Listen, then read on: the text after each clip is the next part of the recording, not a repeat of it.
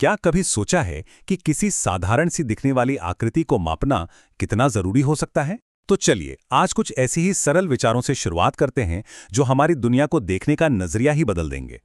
किसी सोच को या किसी एहसास को मापना, ये तो मुश्किल है ना। लेकिन किसी शेप को, अरे वो तो बिल्कुल मुमकिन है। और पता है सबसे अच्छी बात क्या है? ये जितना लगता है उससे कहीं ज्यादा आसान है। तो किसी भी फ्लैट शेप को नापने के समझ लीजिए दो मेन तरीके हैं। एक है परिमाप, मतलब उसकी बाउंड्री की लंबाई, और दूसरा है क्षेत्रफल, यानी उसके अंदर की पूरी जगह। और इन दोनों को समझने का एक बहुत ही मजेदार तरीका है। तो चलिए इन दोनों को एक बहुत ही सिंपल से आइडिया से समझते हैं, जिसे हम कह सकते हैं चलना बनाम पेंट करना। बस इतना सोचिए कि परिमाप का मतलब है किसी खेत के चारों ओर घूमना या बाड़ लगाना। ये सिर्फ लंबाई है, एक दूरी। और क्षेत्रफल, उसका मतलब है उस पूरे खेत में पेंट करना या बीज बोना। ये पूरी जगह को कवर करता है। तो एक है दूरी और दूसरा है जगह, बस इतना ही फर्क है। तो चलो सबसे पहले परिमाप पर फोकस करते हैं।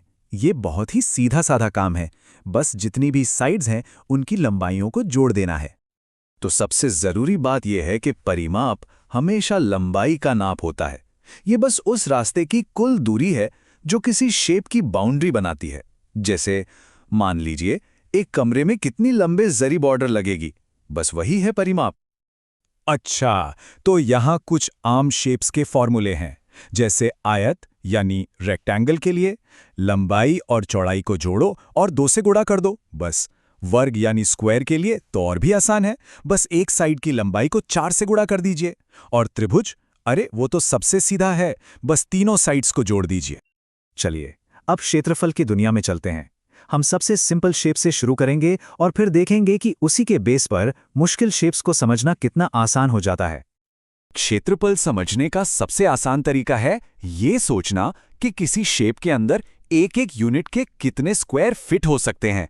और रेक्टेंगल के लिए तो ये बहुत ही आसान है, बस उसकी लंबाई को उसकी चौड़ाई से गुणा कर दो, हो गया। अच्छा, अब एक मजेदार सवाल। सोचिए अगर हम उसी रेक्टेंगल को एक कोने से दूसरे कोने तक बिल्कुल बीच से काट दें तो क्या होगा? और नतीजा ये होता है कि हमें मिलते हैं 2 बराबर ट्रायंगल। और देखिए यही वजह है कि किसी भी ट्रायंगल का क्षेत्रफल होता है आधा गुणा आधार गुणा ऊंचाई, क्योंकि वो उस रेक्टेंगल का ठीक आधा होता है जिससे वो बना है। ये बात बहुत छोटी लग सकती है, पर है बहुत पावरफुल। हमेशा याद रखिए, 2 एक जैसे ट्रायंगल मिलकर हमेशा एक रेक्टेंगल बना सकते हैं। ज्योमेट्री की बड़ी बड़ी गुत्थियां, पता है, इसी एक सीधी सी बात से सुलझ जाती हैं। अब आते हैं ट्रेपीजियम पर। देखने में थोड़ा टेढ़ा मेढ़ा लगता है ना, पर जरा देखिए, अगर हम इसके कोनों के ट्रायंगल्स को काटें और उन्हें घुमाकर दूसरी तरफ लगा दें तो ये क्या बन गया? अरे वाह, ये तो एक सीधा साधा रेक्टेंगल बन गया। और बस यहीं से इसका फॉर्मूला भी निकल आता है। तो अब बारी है ज्योमेट्री की सबसे खूबसूरत शेप्स में से एक की, सर्कल यानी वृत्त की। इसको नापना एक चैलेंज जैसा लगता है ना, लेकिन इसका हल भी उन्हीं शेप से जुड़ा है जिन्हें हम अभी अभी समझकर आए हैं। ये आइडिया तो कमाल का है ना। जरा कल्पना कीजिए कि एक सर्कल असल में अनगिनत बहुत ही बारीक छोटे छोटे ट्रायंगल से मिलकर बना है, एक गुलदस्ते की तरह, जिनकी सारी नोकें तो सेंटर में हैं और उनका बेस वो सर्कल के किनारे पर है। और बस इसी कमाल के आइडिया से हमें सर्कल के 2 जादुई फॉर्मूले मिलते हैं। इसकी परिधि यानी बाउंड्री वो है 2πr, और इसका क्षेत्रफल यानी अंदर की पूरी जगह वो है πr², जहां r का मतलब है त्रिज्या यानी केंद्र से किनारे तक की दूरी। चलिए तो इस फॉर्मूले को इस्तेमाल करके देखते हैं। मान लीजिए हमारे पास एक सर्कल है जिसकी त्रिज्या 7 सेंटीमीटर है, तो उसका क्षेत्रफल क्या होगा? तो फॉर्मूले में वैल्यू डालते हैं। पाई यानी 22/7 गुणा 7 का स्क्वायर जो होता है 49। 7 से 49 कटा 7 और 22 गुणा 7 हुआ 154। 154 वर्ग सेंटीमीटर। हाँ, ये याद रखना जरूरी है, एरिया की यूनिट हमेशा वर्ग या स्क्वायर में होती है। अच्छा, और अगर हमें पूरे सर्कल का नहीं बल्कि सिर्फ एक टुकड़े का क्षेत्रफल निकालना हो, तो जैसे कि एक पिज्जा स्लाइस का, तो उसे कहते हैं त्रिज्यखंड। और उसका क्षेत्रफल निकालना भी बहुत आसान है। ये बस पूरे सर्कल के क्षेत्रफल का उतना ही हिस्सा होता है जितना उसका एंगल पूरे 360 डिग्री का हिस्सा है।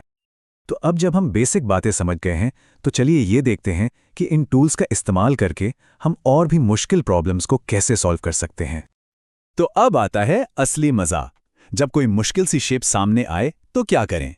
इसका राज बहुत सिंपल है। बस उस बड़ी शेप को छोटे छोटे जाने पहचाने टुकड़ों में तोड़ दो।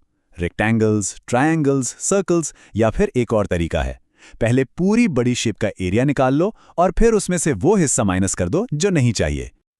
और हाँ, आखिर में कुछ आम गलतियों से बचना बहुत जरूरी है। देखिए, परिमाप यानी लंबाई और क्षेत्रफल यानी जगह, इन दोनों को कभी मिक्स मत कीजिए। हमेशा सही यूनिट का इस्तेमाल कीजिए, जैसे सीएम या सेंटीमीटर स्क्वायर। और सबसे जरूरी, फॉर्मूला में त्रिज्या की जरूरत है या व्यास की, इस पर हमेशा ध्यान दें। तो अब जरा अपने आसपास देखिए, अपनी दुनिया को एक नई नजर से। वो मेज, वो खिड़की, वो दीवार पर लगी घड़ी, ये सब अब सिर्फ चीजें नहीं हैं, ये तो पजल्स हैं जो सिंपल शेप से बने हैं। और अब इनको सॉल्व करने का तरीका हमें पता है। सच में यही तो है ज्योमेट्री की असली पावर।